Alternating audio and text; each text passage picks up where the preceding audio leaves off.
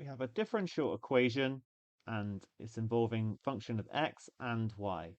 So first thing to do is try and write it in the form fy dy by dx equals g of x, i.e. separation of variables.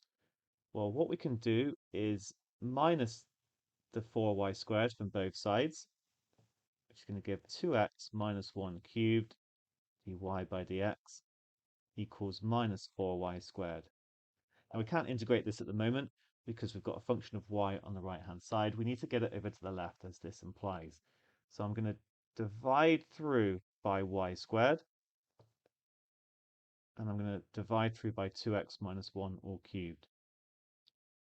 I'm going to leave the minus 4 over here. I could have taken it with me, but I just prefer to leave it in the numerator, to be honest. So minus 4 over 2x minus 1 cubed. Now I can integrate both sides. So I'm going to write it as y to the minus 2 and integrate both sides with respect to x. And then over here it's going to become minus 4, 2x minus 1 to the minus 3.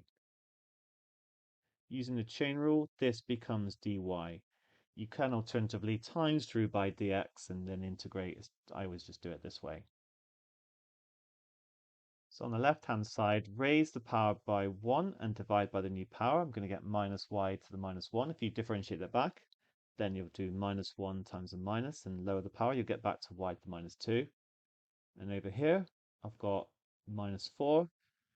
And I'm going to raise the power by 1 here. So I'm going to get minus 2. Divide by the new power. So I'm going to times in by minus a half.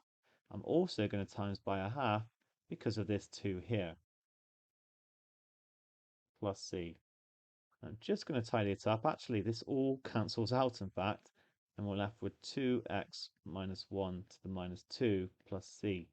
So if you differentiate the right-hand side, you would times by minus 2, you would times by 2 because of the chain rule to give minus 4, and you would lower the power to give minus 3, so all checks out.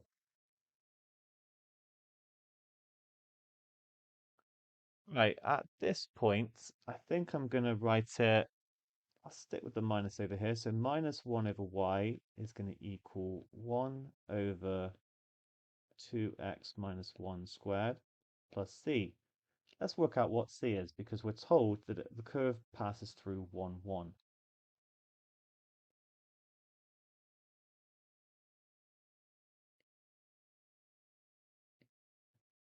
So minus 1 is going to equal now 2x. When I substitute 1 in, it's going to give me 2. Minus 1 is going to give me 1. So I'm just going to get 1 plus c, and c is minus 2. So minus 1 over y is equal to 1 over 2x minus 1 squared minus 2. And therefore 1 over y is going to be, I just swap it around, 2 minus 1 over 2x minus 1 squared. Now y is just going to be 1 all over that, but we've been asked to leave our answer as a quadratic divided by another quadratic.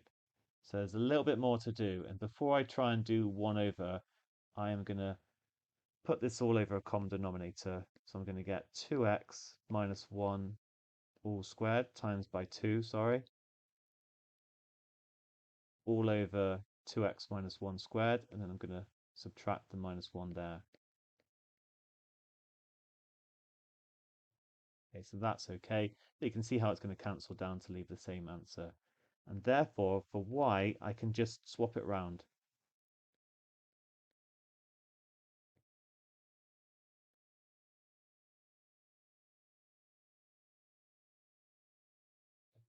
Because it's going to be y divided by this fraction, a over b, and you can keep change flip. So it becomes 1 times b over a. So we just basically end up swapping round. Right, I just need to expand everything now. We're nearly there. I'm going to get 4x squared minus 2x minus 2x, so minus 4x plus 1. And then I get the same thing, but times it by 2. So I'm going to get 8x squared minus 4x plus 2. But then I'm going to minus 1, so I'm going to get a plus 1 there as well. Okay, you can show a bit more working if you want. And that is there. Yeah, quite like that. I like, normal separation of variables question, sort of, but then slightly different take on it with this requirement here. Okay, well done.